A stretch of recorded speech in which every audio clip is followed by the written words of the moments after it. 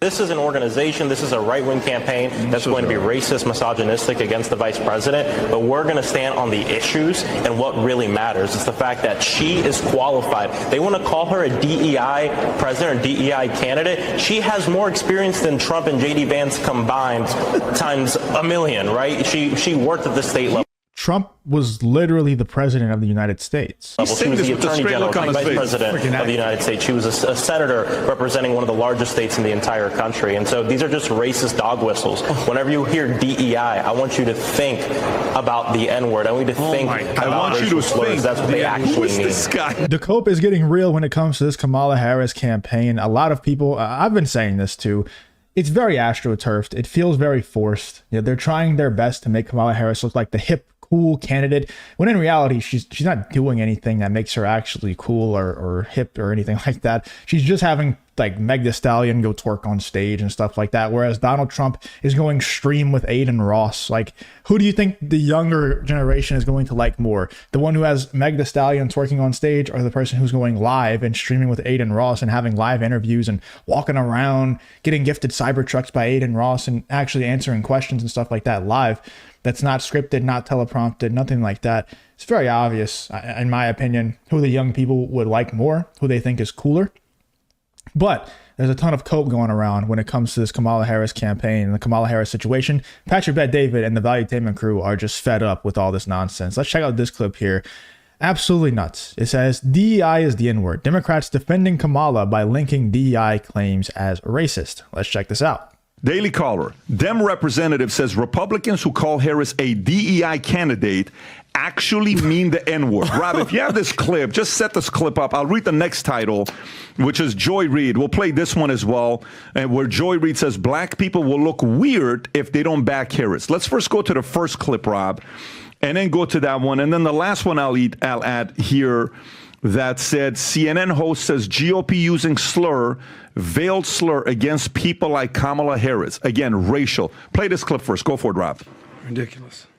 This is an organization, this is a right-wing campaign that's going to be racist, misogynistic against the vice president, but we're going to stand on the issues and what really matters. It's the fact that she is qualified. They want to call her a DEI president or DEI candidate. She has more experience than Trump and J.D. Vance combined times a million, right? She worked at the state level. Trump was literally the president of the United States, and Kamala was never the president of the United States. So I don't... How does that even check out? The cope is just so real with these people. I don't even know if it's worth it to actually come up with logical arguments to disagree with them, because it's just straight cope. Like that's all this is. She was the attorney general, vice president of the United States. She was a senator representing one of the largest states in the entire country. And so these are just racist dog whistles. Whenever you hear DEI, I want you to think about the N-word. I want you to think about racial slurs. That's what they actually mean. This guy? Nobody. Do you think Congressman Butcher is being a racist when he says that? Go to Joy Reid. Let's see which one's more ridiculous. Just so you know, that is Maxwell Frost from Florida, Democrat, but he is the first millennial ever to be elected to Congress. No wonder Is this the guy South Orlando? I think Kamala Harris, I know that they would never admit it, but she kind of is the definition of a DEI candidate, because we all know, yeah, she might have got her start in politics because she performed some sexual acts or whatever, but we all know that she's only the vice president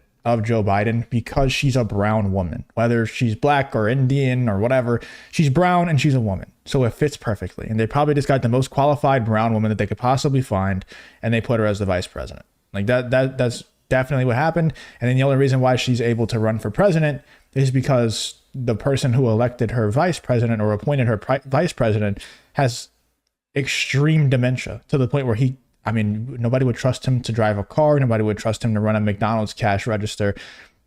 That it's really bad. And that's the only reason why she's even able to be in the running, you know? So she's the definition of a DEI candidate, I think. Orlando, Orange County. Yep. Oh, God. Fantastic. And Jim Acosta next to him, one of the biggest losers on the planet. Just spheric. Sorry, hold on. It's playing at double speed. It's okay, Rob. Okay, so it's okay, Rob. You could do it. Here's Joy Reid. The mushrooms. She got rid of. She got rid of the talk. Stratospheric. Big word. Entrance of Vice President Kamala Harris into the presidential campaign, and she has now secured enough delegates to become the nominee. you're going to look real crazy being on the other side of that line, particularly as a person of color. Oof. I'm brown. But really as anyone who claims to have any connection to the culture.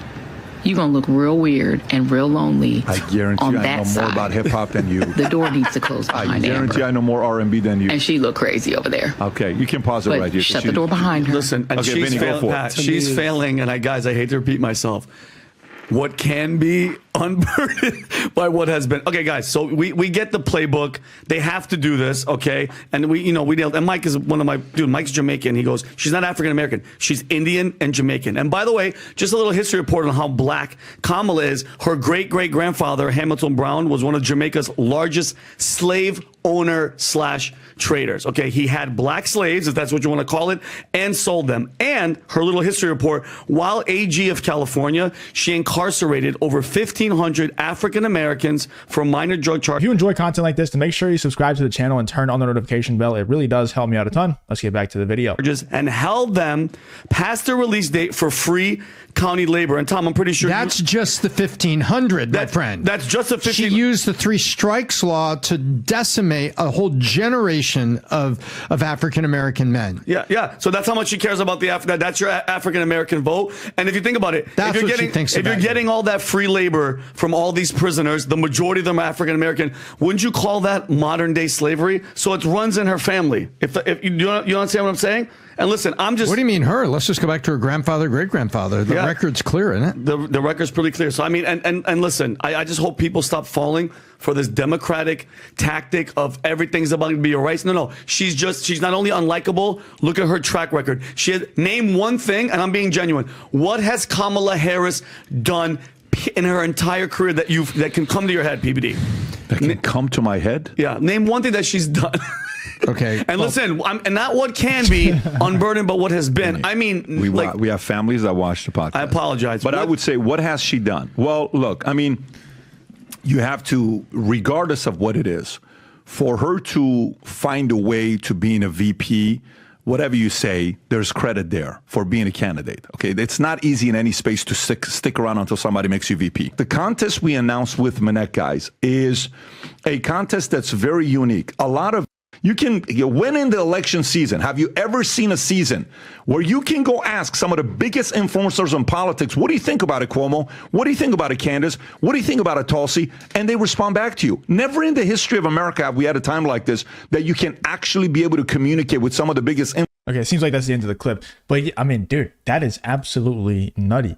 That Joy Reid and these people feel confident enough to tell us, like the first guy literally said, I want you to think whenever someone says the word DEI, I want you to think about the N-word. Like they feel confident enough to tell us how they think or how we should think. They're not even saying their opinions anymore. They're saying, when you hear the word DEI, I want you to think about the N-word. That's how blatant they're becoming. And then Joy Reid is, the classic Joe Biden, if you don't vote for me, you ain't black. The classic, if you're a person of color or you even, consider yourself a part of the culture or a supporter of the culture, whatever the hell she said, you're gonna be weird if you don't vote for Kamala. Which I don't understand their obsession with the word weird. Like why is that the thing now? Like why are they calling Donald Trump and JD Vance weird? And if you don't vote for Kamala Harris, you're weird. Like why is that? Like that's such a low IQ word to use. It's it's weird that they're using weird so much. But I don't know. Let me know in the comments. What do you guys think? I thought it was absolutely insane that Joy Reid and that other guy felt like they can just tell us how to think. You're weird if you don't vote Kamala Harris. And whenever somebody calls Kamala Harris a DEI candidate, I want you to think about the N-word. Like, I don't care what you want me to think about. I'm going to think however I want to think. Let me know in the comments what you're thinking about Patrick Bet David's reaction to those absolutely insane clips about Kamala Harris.